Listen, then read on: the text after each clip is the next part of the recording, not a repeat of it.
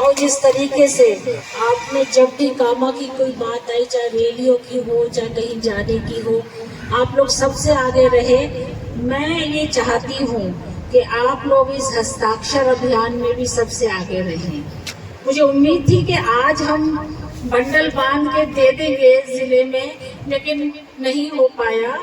हमने काफी बांट दिए हैं एक्चुअली फॉर्म्स, उसके कुछ आ गए हैं कुछ रह रहे हैं। तो मैंने राजेश भाई से टाइम मांगा है, तो इन्होंने 3 दिन का टाइम और दिया है। तो या मैम आपन की परफॉर्मेंस बहुत अच्छी ना है, यासु कामा को नाम रोशन ना हो से जयपुर में भरतपुर तक तो तुम कर जाओगा। तो वाकई मारे और मेहनत करो, आप लोग ज्यादा से ज्यादा फॉर्म भरवाओ। और जैसा कि आपको मालूम है कि राहुल गांधी जी जिस तरीके से तानाशाहों को जवाब दे रहे हैं, और उससे घबराकर अभी कल ही इनके एक प्रवक्ता, भाजपा प्रवक्ता ने, मैं पढ़ के सुनाऊंगी, जो उन्होंने कहा कि खुलेआम राहुल जी के लिए ये कहा कि इनके तो सीने में गोली मार देनी चाहिए। तो इस पे निंदा प्रस्ताव हमें लाना चाहिए या नहीं लाना चाहिए? तो मैं ये पढ़ के सुनाती हूँ आप लोगों को। लोकसभा में नेता प्रतिपक्ष श्री राहुल गांधी जी को एक भाजपा प्रवक्ता द्वारा लाइव टीवी पर खुलेआम गोली मारने की धमकी देना केवल निंदनीय ही नहीं बल्कि लोकतांत्रिक मर्यादाओं पर सीधा हमला है।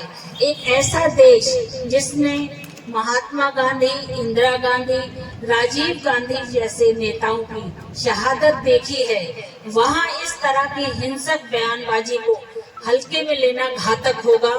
यह न सिर्फ एक जननेता के जीवन पर खतरा है, बल्कि उस विचारधारा का भी पर्दाफाश करता है जो अब भी गॉडसे की सोच से प्रेरणा लेता है और गांधी के विचारों से डरती है।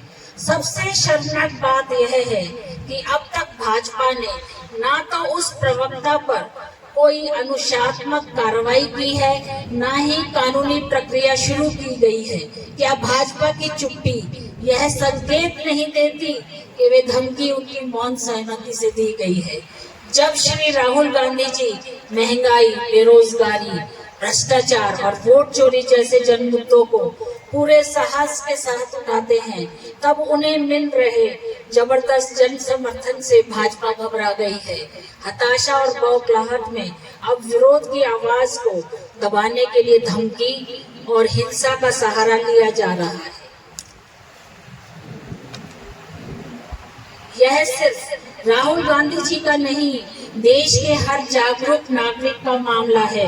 अगर आज हम चुप रहे तो कल असहमति की आवाज को ऐसे ही कुचल दिया जाएगा। अब आप दोनों हाथ उठा के कहो कि के खिलाफ हम निंदा प्रस्ताव पास कर रहा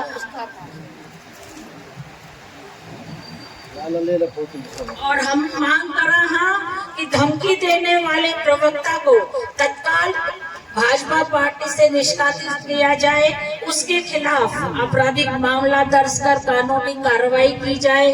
गृह मंत्री और प्रधानमंत्री इस पर सार्वजनिक जवाब दें और राहुल गांधी जी की सुरक्षा की गारंटी सुनिश्चित करें। मैं भाजपा से कहना चाहूंगी, देश गांधी के विचारों से चलता है, गॉडसे की धमकियों से नहीं। बहुत बहुत शुक्रिया।